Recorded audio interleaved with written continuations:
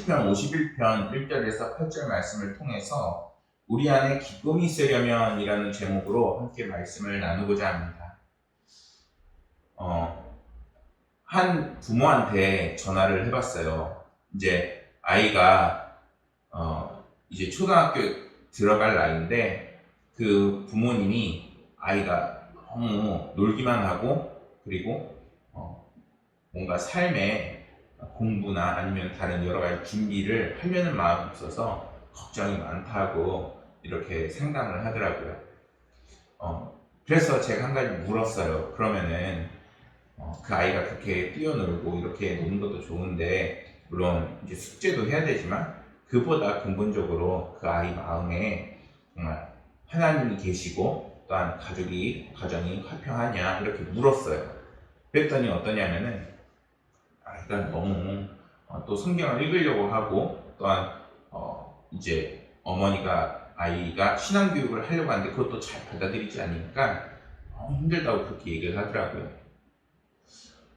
근데 사실 그 아이가 어떤 아이였냐면은 이제 제가 유치부 때 그 아이를 가르쳤는데 유치부 때 그 아이가 확 초롱초롱하게 눈을 막 이렇게 보면서 영어 그 주기도문을 암기를 그렇게 열심히 하던 아이였어요. 이제 나이가 적으니까 하나님을 깨닫기에는 너무나도 어리고 그리고 또 이제 삶이 즐거운 것들이 많으니까 거기에서 놀고 싶은 것들이 유혹이 강하죠. 그런데 이제 이러고 저는 이제 사역자니까 가만히 이렇게 보고 있으면은 그 아이가 공부를 했는지 안 했는지 그것도 중요하지만 그것보다는 정말 그 아이 안에 하나님께서 함께 하시고 또한 하나님이 주시는 기쁨과 은혜가 함께 하는지를 이렇게 보게 되더라고요. 그래서 한 번은 그 아이를 불러다가 이렇게 이야기를 나눴어요. 아이야, 너 안에 지금 하나님을 향한 믿음이 있니? 이렇게 물어보니까 아이가 있대요. 그러면은 너 지금 행복하니? 그랬더니 막 놀고 이럴 때 행복하대. 근데 그러면 말씀 들으고 그리고 전도사님이 이렇게 얘기할 때 기분 좋니? 이렇게 물어보니까 별로 안 좋대요. 그러니까 저도 막 이렇게 고민이 되고 힘이 드는 거예요. 이 아이한테 어떻게 하나님을 알려주지?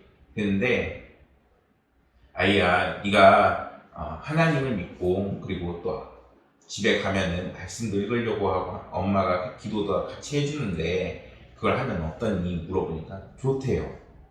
그러니까 이게 그 아이의 삶에서 하나님도 좋은데 그것보다도 노는 게 더 좋은 거예요. 왜냐하면 나이가 어리고 그리고 아이가 순수하니까. 그래서 아이한테 그 부분을 좀 더 강조해줘서 이렇게 말했어요. 아이야, 네가 부모님이 힘들어하고 그리고 어려워한다면은 너는 어떻게 해야 되겠니? 그렇게 물어보니까 조금 더 엄마 아버지를 도와드려야 되겠다 이렇게 갑자기 태도를 바꾸더라고요. 그래서 다시 한번 물었어요. 아이야, 그러면 하나님의 마음은 어떻겠니? 그랬더니 말씀을 보고 기도를 할 때 더 좋아하실 것 같아요. 그렇다. 그러니까 우리가 사실 말씀 보고 예배 드리고 이런 게 쉽지는 않은데 정말 하나님을 생각하면은 하나님께서 너의 그러한 간절한 마음과 그리고 하나님을 바라보는 너의 그 믿음을 반드시 기뻐하실 거다 이렇게 가르쳐 주니까 아이들이 곧잘 그때 당시에는 이렇게 끄덕끄덕 거리더라고요. 그때 느꼈어요. 정말 하나님을 모를 때에는 그 벽과 같이 얘기하는 것 같은데 이 아이가 조금씩 이해를 하고 하나님을 받아들이고 또한 그때 당시의 기억, 하나님을 믿었던 기억을 되살아나니까 사람의 그 안 속으로 정말 그 믿음이 다시 생겨나고 있구나 또는 이 아이가 받아들이고 있구나 이런 것이 느껴지더라는 것이죠. 그런데 그러한 일이 있고 나서 이 아이의 얼굴이 정말 밝아지는 거예요. 더욱더 하나님이 나를 사랑한다는 것을 믿어지고 또한 그거에 대해서 확신을 갖고 나아가는 그러한 삶이 점점 변화를 받게 되는 것입니다. 저만 해도 마찬가지인 것 같아요.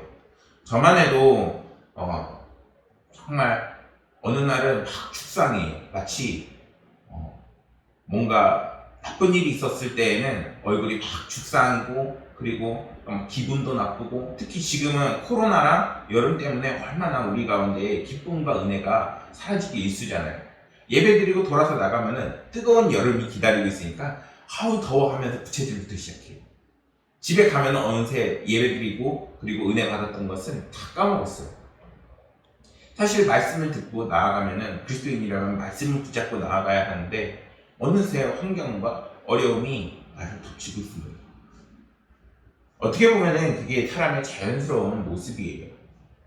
하지만 하나님께서는 그거보다 더 높은 우리의 모습을 요구하시고 또한 기대하고 계시는 줄 모르겠습니다. 우리가 그러한 기쁨과 은혜 안에서 살아가기 위해서는 우리 가운데 무엇이 필요할까요?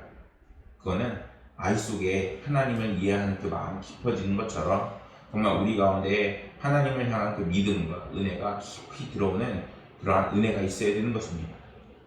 그럴 때 우리 가운데 기쁨이 넘치게 되고 또한 지금 상황이 당장은 어렵고 그리고 눈에 띄게 우리에게 힘들고 어려운 상황이지만 그 기쁨과 은혜로 이 상황을 버틸 수 있고 이길 수 있게 되는 놀라운 은혜를 경험하게 되는 것입니다. 시편 51편은 이러한 다윗이 정말 큰 범죄를 저지르는 장면에서 쓰여지는 시입니다. 우리가 이렇게 큰 범죄라고 하면은 다윗 같은 경우에는 어떤 게 있죠? 바로 밧세바를 탐하고 그 아이의 남편 우리아를 죽이는 사건의 그 배경을 두고 있는 시입니다. 오늘 시편 51편은 참회의 시로 시편 전체에 나오는 7편 중에서 3편, 이 밧세바를 배경으로 하는 시편 중에 한 편입니다.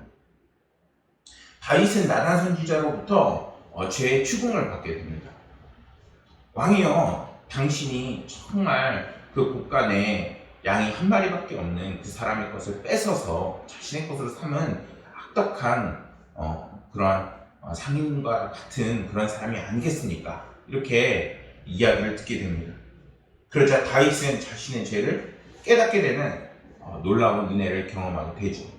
그러자 바로 그 앞에 얼마나 철저히 회개했던지 하나님으로부터 용서를 받는 너무나도 짧은 구절이 나오는 이제 말씀의 배경이 담겨져 있습니다. 다윗은 자신의 죄악된 본성을 깨닫고 그 모든 것을 하나님 앞에 진실로 회개하게 됩니다. 사실 이 진실한 회개는 우리가 말하는 그냥 나는 깨달았어 이런 정도의 그런 깨달음이 아니에요. 2번 다시는 이런 죄를 범하지 않고 그리고 2번 다시는 그 길로 나아가지 않겠다는 그러한 진정한 회개가 담겨있는 상황이고 그리고 거기에 대해서 모든 죄에 대해서 반드시 책임져야 하고 징계를 받아야 되는 그런 상황까지 벌어지고 있는 것이 다윗의 지금 배경인 것입니다. 그리고 그 죄로 인해서 찾아오는 하나님과의 그 교제의 그 단절을 가장 두려워해서 회개하고 그리고 하나님 당신의 그 영이 내 가운데서 사라지는 것을 아버지 하나님이시여 막아주옵소서 하나님 앞에 용서를 구하고 있는 것이 오늘의 말씀인 것입니다. 1절 말씀을 보면 다윗이 자신이 하나님 앞에서 죄를 범한 것에 대해서 하나님께 용서를 구합니다. 성경이 이렇게 다윗이 죄를 범하고 그 죄를 놓고 하나님께 회개하는 장면을 우리에게 보여주는 것은 어느 누구나 이렇게 성경처럼 심각하고 자신의 실수로 죄를 지을 수 있는 것이 바로 사람이라는 것을 우리에게 보여주는 것입니다. 다윗이 그 나라의 엄청난 왕이었고 나라를 부강하게 만들고 그리고 어느 누구도 이 나라를 침범할 수 없고 또한 이 나라가 모든 사람들이 평화롭고 부강하게끔 만드는 왕이라고 평가받는 상황이 바로 다윗의 그 상황이었어요. 어느 누가 다윗에게 당신이 잘못했으니 당신이 회개해야 합니다 이렇게 얘기를 할 수 있을까요? 그런데 하나님께서는 그의 범죄함을 다 알고 계셨어요. 그가 얼마나 철저하게 범죄를 숨겼는지를 성경은 자세하게 이야기합니다. 오히려 오늘 말씀에서는 자기가 범죄를 했다고 다 실토해버리는 그런 장면까지 볼 수가 있지요. 하나님 앞에서는 숨길 수가 없고 하나님께서는 그 모든 것을 다 알고 계시다는 것을 우리는 오늘 성경 속에서 알 수 있어야 합니다. 하나님의 관점에서 정말 오늘 말씀이 우리에게 가장 중요한 이유는 우리는 언제든지 죄를 범할 수 있고 또한 실수를 저지를 수 있고 우리가 사람은 용납 못하지만 하나님 보시기에는 그 죄마저도 용서하실 수 있는 그런 모습을 오늘 보여주고 계시다는 것입니다. 그는 하나님의 마음에 합한 사람이었습니다. 얼마나 하나님께서 기뻐하시고 그를 통해서 영광을 받으셨는지 성경은 너무나도 잘 이야기하고 있지. 그런데 그러한 다윗이 이스라엘 역사상 최대의 스캔들이라고 불릴 수 있는, 정말 어떤 왕도 정말 이런 죄는 저질 수가 없어라고 여길 만큼 심각하고 큰 죄를 하나님 앞에서 범죄하게 돼요. 자신의 충성스러운 신하는 전장의 앞으로 내보내서 죽게 하고 그의 아내는 빼앗아서 취하게 되는 것이죠. 그러나 이것이 우리 역시 큰 죄를 범할 수 있음을 볼 수 있어야 합니다.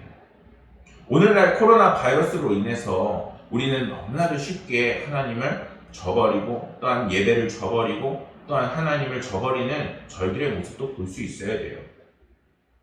하나님 보시기에는 우리가 너무나도 연약하고 미약하지만 그것과 또 별개로 우리는 미약하지만 하나님이 주시는 힘과 능력으로 이 모든 상황을 이겨나가고, 그리고 하나님께서는 그렇게 한다 분명하게 말씀하고 계세요. 그런데 우리의 일상은 어떤가요? 우리의 일상은 하나님을 의지하기보다는 예배를 우선시하기보다는 정말 나의 환경이 어려워지면 예배부터 빠지려고 하는 것이 저희들의 삶인 것입니다. 하나님께서 그렇게 하나님과 멀어지고 또한 죄 가운데 살아가려고 하는 저희들을 보고 어떻게 생각을 하실까요? 오늘 말씀 함께 나눈 말씀에서 5절 말씀은 이러한 말씀이 있습니다. 내가 죄악 중에 출생하였으며 어머니가 죄 중에서 나를 잉태하였나이다. 우리가 다윗의 그 범죄한 이래로 끊임없이 우리 가운데 죄성이라는 것을 가지고 태어납니다. 원죄라고도 부르죠. 끊임없이 하나님과 그 단절된 상태를 즐겨하고 또한 하나님과 함께하는 그러한 삶을 익숙해하지 못하는 그러한 우리들의 삶은 끊임없이 예배와 멀어지고 신앙생활을 멀리하고 또한 하나님과 멀리하게 되면은 지금 이 다윗과 같은 그런 범죄함을 우리 역시도 얼마든지 쉽게 저지를 수가 있습니다. 우리는 경각심을 가져야 합니다. 왜냐하면 하나님에 대한 그 신앙이 우리 가운데 있을 때에 우리는 죄로부터 강하게 나아갈 수 있고 이 세상에서 더욱더 당당하고 힘을 얻을 수 있기 때문입니다. 죄는 억제되기는 하지만 완전히 사라지지는 않습니다. 사역자라고 해서 100% 완벽한 인간이 아니에요. 말씀을 전하고 있지만 과연 말씀을 100% 다 전하느냐? 정말 하나님 앞에서 아마 가장 크게 벌받을 사람이 있냐라고 하면 아마 사역자일 수도 있어요. 다윗도 정말 정결한 사람이라고 불리고 그리고 모든 사람에게 있어서 하나님께서 기뻐하는 사람이라고 불리지만 결국에는 밧세바를 탐하게 되고 하나님께서 그러한 나태한 그러한 다윗을 정말 깨우치고자 정말 네가 잘못했어. 네가 정말 하나님 앞에 회개해야 되는 시간이야. 이렇게 하면서 나단 선지자를 보내고 계시다는 거예요. 사무엘 말씀을 전할 때 이 부분은 어떻게 또 해석이 되냐면은 하나님께서 왜 나단 선지자를 보내겠느냐라면서 집중이 되는 부분입니다. 왜 나단 선지자를 보낼까요? 그거는 하나님께서 그의 죄를 깨우쳐 주시고 또한 하나님께서 멀어지지 않게끔 그가 회개의 자리로 나와서 하나님과 다시 한번 그 관계를 새로 맺을 수 있게끔 하나님께서 그에게 때로는 벌을 내리시고 때로는 그에게 질책을 하시며 그를 사랑하는 마음에서 그를 이끌고 계시다는 것입니다. 오늘도 우리에게 같은 말씀을 주고 계시는 거예요. 우리가 조금만 신앙적으로 나태해지면은 금세 죄에 빠지게 되고 죄를 사랑하는 삶이 되게 됩니다. 이것은 단순히 우리가 율법적으로 또는 아니면은 세상이 말하는 법을 어겼다 이러한 것을 얘기하는 것이 아니에요. 오히려 그것보다 더 고차원적이고 높은 우리의 양심의 문제, 어쩌면은 하나님을 바라보고 나아가는 우리의 신앙의 문제인 것입니다. 우리가 신앙이 바로 서 있을 때에는 법과 율법조차도 그 밑에 깔리게 되는 것입니다. 성경은 이렇게 말씀합니다. 고린도전서 10장 12절 말씀을 보면은 그런즉 손줄로 생각하는 자는 넘어질까 조심하라 이렇게 말씀합니다. 우리는 언제든지 우리는 지금 코로나 상황이니까 그리고 또한 너무나도 더우니까 다른 여러 가지 핑계를 대요. 하지만 하나님 보시기에는 언제 넘어질지 이 사람들이 죄 가운데 언제 그 죄 가운데를 다시 들어갈지 하나님과 단절돼서 정말 위태위태하게 살아나갈지 하나님께서는 그런 눈으로 우리를 바라보고 계시다는 것입니다. 왜 하나님께서는 우리가 죄 가운데 들어가지 못하게 막으시는 걸까요? 단순히 범죄하지 못하게 하는 것이 아닙니다. 사람의 삶은 지금 당장 끝나는 것이 아니기 때문에 주님 보는 그날까지 끊임없이 나아가는 과정의 연속이고, 그리고 하나님과 함께 나아가는 그러한 인생인 것입니다. 그 속에서 우리의 지표가 되시고 우리의 지팡이가 되시고 우리의 삶을 인도하시는 하나님을 잃어버린다면 우리는 어떻게 길을 찾아 나갈 수 있을까요? 아마 오히려 지팡이가 없기 때문에 허리를 구부려야 되고, 허리를 구부리게 되면 힘들어서 불평을 하게 되고, 불평을 하게 되게 되면 이제는 더욱더 하나님을 원망하는 오히려 삶이 될 수도 있는 것입니다. 또 너무나도 쉽게 좌절하고 절망해서 그 자리에 주저앉아 버릴 수도 있게 되는 거예요. 오늘날 하나님을 잃어버리는 많은 사람들이 이러한 과정을 거치고 있을 수도 있다는 것입니다. 3절 말씀에서 다윗은 이렇게 이야기합니다. 물은 나의 죄가를 아오니 내 죄가 항상 내 앞에 있나이다. 이렇게 이야기합니다. 다윗이 하나님과 멀어지자 더욱더 죄를 사랑하게 되고 그 죄가 자신 앞에 있었다는 것을 깨닫게 되었죠. 다윗이 이 말은 자기가 그 모든 죄를 인정한다는 것입니다. 사무엘하 12장 13절 말씀을 보면 이러한 말씀이 나옵니다. 다윗이 나단에게 이르되 내가 여호와께 죄를 범하였노라 하매 나단이 다윗에게 말하되 여호와께서 당신의 죄를 사하셨나니 당신이 죽지 아니하리로다. 다윗이 이렇게 전심으로 하나님 앞에 자신의 죄를 가지고 나아가자 이제는 나단 선지자를 통해서 하나님께서 내가 너를 용서했다 이렇게 이야기하고 있는 것입니다. 성경은 그가 하나님 앞에서 진심으로 자신의 죄를 뉘우치고 그 죄를 하나님께 용서를 구하는 모습을 우리에게 보여주고 있습니다.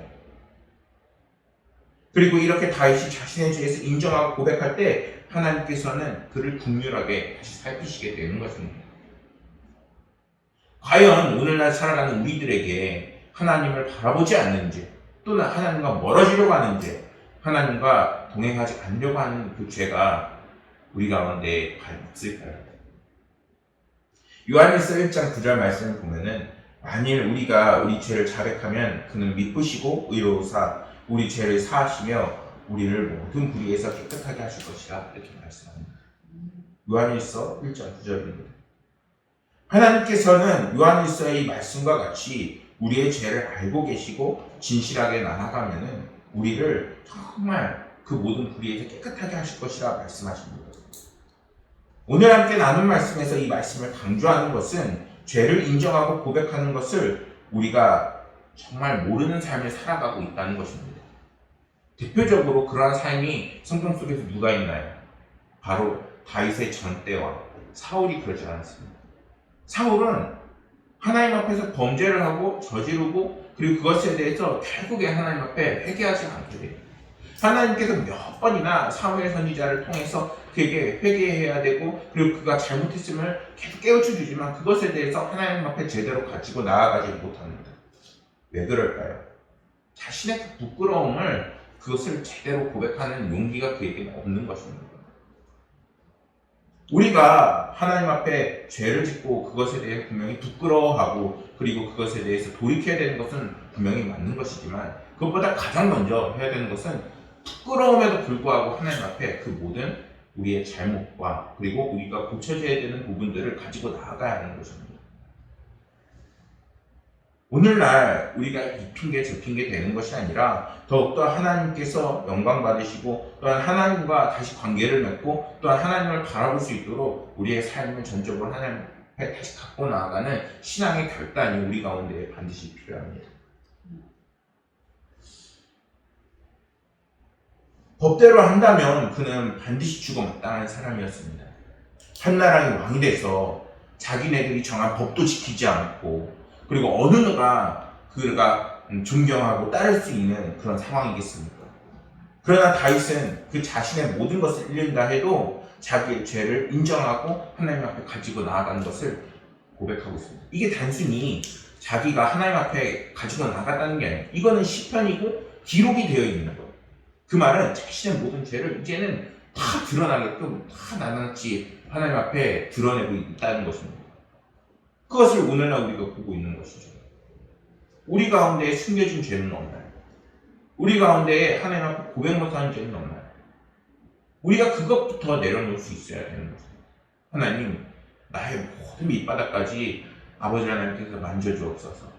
아버지 하나님, 당신이 내 가운데 들어오시고 나의 삶을 만질 때 정말 우리의 삶이 변화되는 줄 알고 있습니다. 그럴 때 하나님께서는 너무나도 연약하고 취약했던 우리들의 그러한 죄에 관련된 것, 또한 정말 회복되어져야 되는 우리의 모든 부분들을 하나하나씩 만져나가시게 되는 것입니다. 사랑하는 여러분, 우리가 하나님 앞에 진실하게 나갈 수 있고 또한 우리의 죄를 하나님 앞에 내려놓을 수 있어야 합니다. 우리가 우리의 나태함, 또한 하나님을 바라보지 못했던 우리의 모습을 하나님 앞에 다 내려놓을 때 하나님께서는 다시 한번 이 땅에서 우리가 다시 한번 하나님을 바라볼 수 있게끔 다리에 힘을 주시고 또한 심령에 힘을 주시고 또한 이 어려운 환경을 이겨나갈 수 있는 또한 놀라운 그 역사를 우리에게 더해 주십니다. 8절 말씀을 보면은 이렇게 말씀합니다. 내가 즐겁고 기쁜 소리를 들려주시사 주께서 꺾으신 뼈들도 즐거워하게 하소서. 다윗은 하나님께 정말 간절히 기도하고 있어요. 주께서 꺾으신 뼈라는 이 단어는, 이 표현은 두 가지 방향으로 해석이 될 수 있습니다. 먼저는 자신의 그 죄책감으로 인한 심령의 강력한 그런 고통을 의미합니다. 그랬을 때 본 말씀은 이제 죄의 그 용서를 통해서 죄책감에서 해방시켜 주시고 그로 인해서 이제는 그 심령의 기쁨을 누릴 수 있게 해달라는 하나님께 대한 그러한 간절한 기도인 것입니다. 두 번째로는 주께서 꺾으신 뼈라는 것은 이제는 죄책감에서 인한 그 극심한 고통과 그 의미를 넘어서 이제는 죄에 대한 하나님의 그 징계에 놓이게 된 그 절망적인 상황을 의미합니다. 자신의 그 실수로 찾아오게 된 벌이에요. 그거에 대해서 그가 너무나 힘겨워하고 어려워하고 있다는 것입니다. 이와 같이 주님께서 주시는 그러한 힘겹고 절망스러운 그런 상황조차도 어떻게 보면 당연하게 받아들여야 되지만 그러한 상황조차도 우리에게는 너무나 힘들고 어려운 그러한 역경이고 어려운 겁니다. 그렇다면 정말 내가 당연히 받아야 될 벌이니까 하나님 내가 이걸 달게 받겠습니까? 습니다. 다윗이 지금 이러고 있나요? 아니라는 거예요.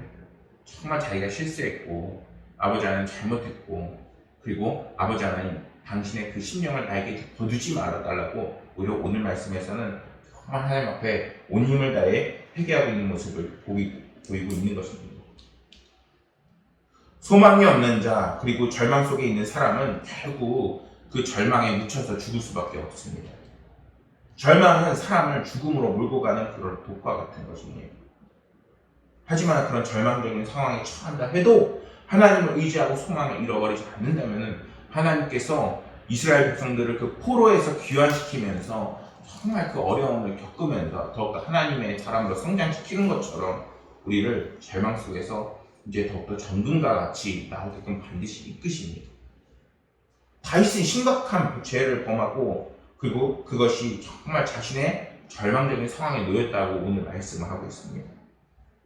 하나님은 이제는 자신을 떠나가고 자신을 씻을 수 없는 죄를 지었을 때를 깨닫자 다윗은 그 중압감으로 인해서 오늘과 같은 고백을 하고 있는 것입니다. 또 그 죄로 인한 하나님의 그 징계는 삶의 소망을 가질 수 없는 상황까지로 그를 몰고 가고 있다는 것입니다. 그러나 여러분, 그러한 상황 속에서도 우리가 어떻게 해야 될까요? 다윗의 이런 고백처럼 우리가 끊임없이 하나님을 바라보고 하나님의 손을 놓지 않는 끈기가 필요한 것입니다. 결국 다윗은 하나님을 바라보고 그 사죄를 통해서 절망적인 상황을 극복하고 회복할 수 있게 되어집니다. 실제로 사무엘하 12장 13절 말씀에서 그가 용서를 받게 됐죠. 물론 그가 이제 밧세바의 태중에 있는 그 아이가 결국 죽게 되어지는 벌을 받게 돼요. 하지만 그 모든 징계가 끝나기 전까지 다윗은 최선을 다해 하나님 앞에 자신의 모든 죄를 자복하고 용서해야 될 것을 기대하고 고백하게 됩니다. 사랑하는 여러분, 오늘날 우리를 절망하게 만드는 것이 너무나도 많이 있어요.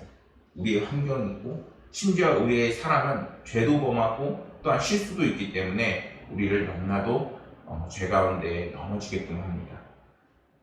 그러나 그렇다고 해서 하나님께서 우리에게 징계를 주셨거나 아니면 어려운 상황을 만났으니까 오히려 이럴 때일수록 더욱더 안전한 곳으로 또한 피할 것을 찾아서 떠나야 할까요? 아니요. 오히려 안전하고 피할 곳은 이 세상에 없습니다. 오히려 우리의 피난처가 되어주시고 또한 우리의 피할 곳이 되어주시는 분은 오직 하나님이고 하나님과의 그 관계를 회복할 때에 정말 이 어려움과 절망을 이겨나갈 수 있는 우리에게 힘을 더해주시는 것입니다. 사랑하는 여러분들이 정말 주님을 보심으로 이제 희망과 소망을 붙잡으시길 소망합니다. 다윗이 정말 어리석어 보이는 것처럼 하나님이 주신 징계인데 오히려 어떻게 하나님을 의지할 수 있느냐 이렇게 바라보는 것이 아니라 오히려 이 징계를 하나님께서 주셨기 때문에 하나님께서 이 모든 것을 다시 한번 회복시키실 수 있는 분이심을 그 속에서 탈출구를 찾는 저희들이 되기를 간절히 소망합니다. 정말 지금 코로나 바이러스로 인해서 우리가 어려움을 겪고 있고 또 그것에 대해서 탈출구를 찾기가 어려워요. 백신을 맞지만 그 백신을 통해서 오히려 뭔가 예방이 되어진다기보다는 또한 심지어 그 백신을 뚫고서 항체를 뚫고서 델타 바이러스가 또 유행을 하고 있어요. 우리가 무엇을 할 수 있을까요? 물론 항체도 맞고 또한 백신도 맞고 또한 더 많은 준비를 하겠지만 그 상황 속에서 정말 하나님을 잃어버리지 않는 저희들이 되기를 간절히 소망합니다. 그럴 때에 다윗을 하나님께서 회복시키시고 또한 힘을 주시고 능력을 주신 것처럼 저희들에게도 더 큰 은혜와 회복을 이루실 것을 믿습니다. 사랑하는 여러분들이 정말 그 믿음으로 날마다 승리하시는 그리스도인들이 되기를 간절히 소망하겠습니다. 기도하시겠습니다. 아버지 하나님이시여, 저희 가운데 기쁨이 있기 위해서는 정말 하나님이 우리 가운데 들어오시고 정말 그 하나님께서 우리 가운데 내주하셔서 우리 가운데 힘과 능력을 주려 할 때 정말 다윗이 죄 가운데 절망하고 힘들어할 때 회복이 된 것을 바라보게 되었습니다. 아버지 하나님이시여, 우리 역시 정말 지금 코로나 바이러스와 또한 너무나도 어려운 상황 속에 놓여 있지만 주님을 멀리하고 주님을 떠나가는 것이 아니라 주님을 의지하고 주님을 바라보므로 더 큰 은혜가 저희 가운데 넘칠 수 있도록 저희를 인도하여 주옵소서. 아버지 하나님, 저희 가운데 주님을 사랑하는